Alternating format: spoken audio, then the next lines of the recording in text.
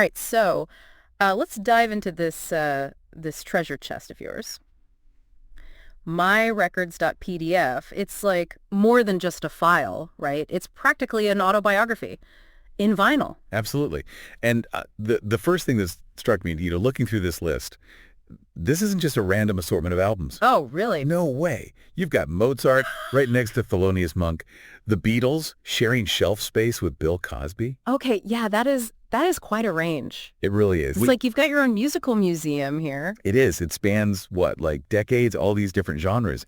It's not just the range, though, right? It's just the It's range. got to be about the specifics, the choices, Yeah. right? Exactly. Yeah. You see John Coltrane next to Miles Davis. That's not just about loving jazz, right? It hints at something deeper. It's an appreciation for how the genre evolved, that shift from hard bop to cool jazz, the way they explored modal playing. Whoa, you're like reading between the grooves here.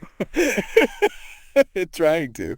So each album is like a clue, and we're piecing together this puzzle of your musical taste. That's a great way to put it. And then you throw in those classical heavyweights, right? I mean, Bach and Brahms, sitting right next to those jazz giants. Oh, yeah, good point. That tells me you've got an ear for intricate composition, like across totally different musical landscapes. It's impressive. Okay, yeah, I'm definitely picking up what you're laying down. This isn't just I like music.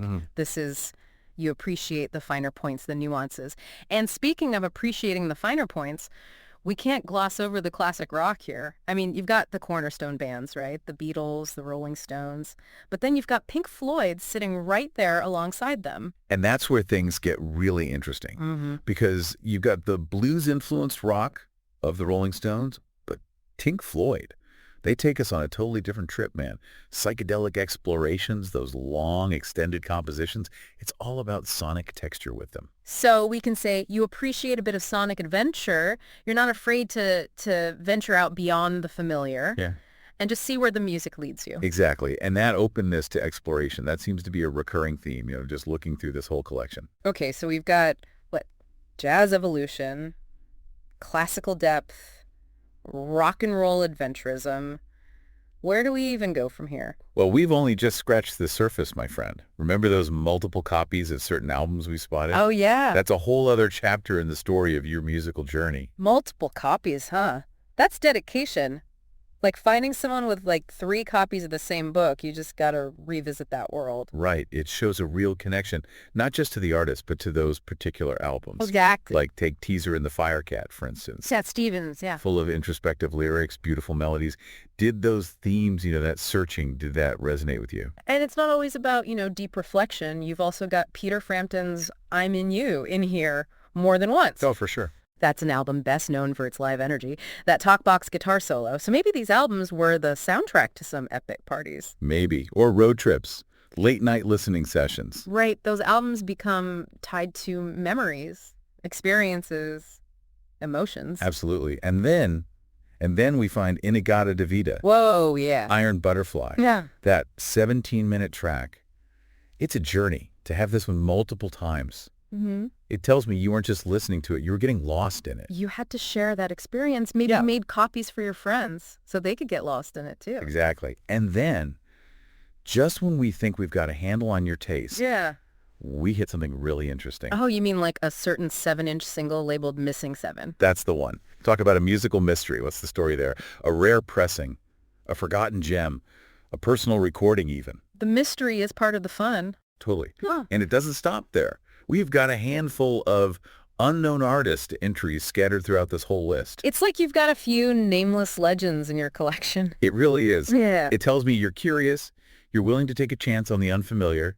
Maybe you pick these up at flea markets. Got them as gifts. Recorded them off the radio back in the day. Maybe.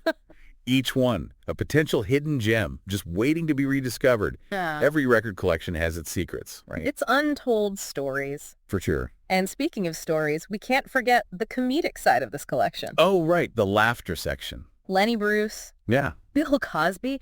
These aren't just comedy albums, they're time capsules, snapshots of a different era of humor. Totally. You've got satire, observational comedy, even a touch of counterculture with Cheech and Chong in the mix. That's a range. Makes you wonder, what kind of gatherings featured these albums? Were these late-night hangouts, dinner parties with a side of social commentary? Oh, man.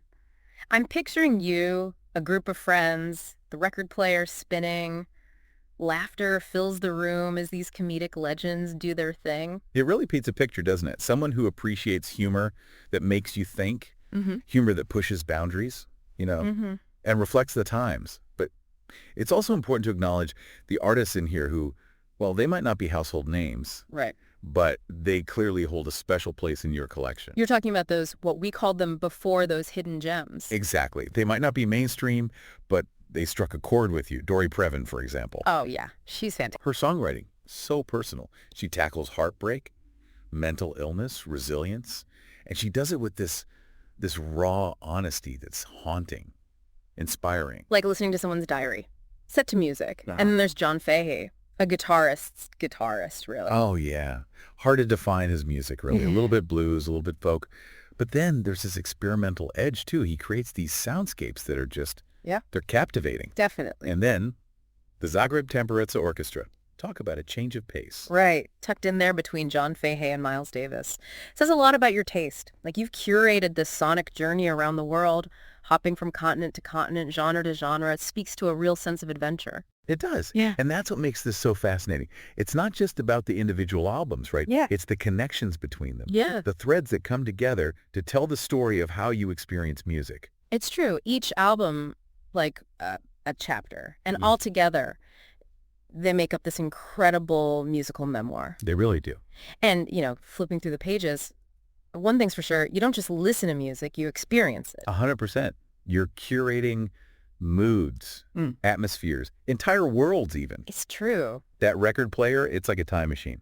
Oh, I like that. Taking you back to those moments when those albums, they weren't just music. They were the soundtrack to your life, right? Putting on that well-loved copy of Teaser and the Firecat, and suddenly, boom, back to a cozy night in, maybe a little rain outside, totally lost in those lyrics. Exactly. Or maybe you're cranking up Inagata Davida, feeling that energy just explode out of the speakers, and suddenly you're right back in that crowded room. Everyone's going crazy, caught up in the moment. Gives you chills just thinking about it. It makes you wonder about the stories these albums could tell, if they could talk. Right. The quiet evenings spent with Brahms, the late-night debates sparked by a Lenny Bruce routine. Oh, for sure. That pure joy of discovering something new, like the Zagreb Temperitza Orchestra. Yes. And what about those unknown artist entries? Those are special, aren't they? They are. A reminder of simpler times. When you'd stumble across a record and no information, just a blank label, a promise of something new. Like a musical blind date. You drop the needle, no clue what's coming, and boom! Swept away by a melody, a groove, a voice you've never heard before. That sense of adventure. Well, we've lost that a little, haven't we? In the age of curated playlists. We have. But you held on to it, that thrill of the unexpected. Discovering something new on your own terms. It takes an independent spirit, someone who carves their own path. So, as we wrap up here, what does this collection say about you? What would someone listening to all this music for the first time, what would they understand about the person behind these albums? I think they'd hear someone with an open heart, an inquisitive mind, someone who embraces it all, the familiar comforts of classic rock next to the beauty of a Bach concerto. Someone who's not afraid to explore. Exactly. To push the boundaries of jazz, laugh along with Cheech and Chong, to take a chance on an unknown artist with a story to tell. Someone who understands that music. It's not just about the notes, right? It's about connection, memories, the emotions that come rushing back with every spin of that turntable. It's a reflection. This collection is a living, breathing reflection. A life lived in harmony with sound. And a beautiful reflection it is. So a final thought for you, listening out there. Dust off those albums. Drop that needle. Get ready to rediscover the stories hidden within those grooves. You might be surprised at what you find.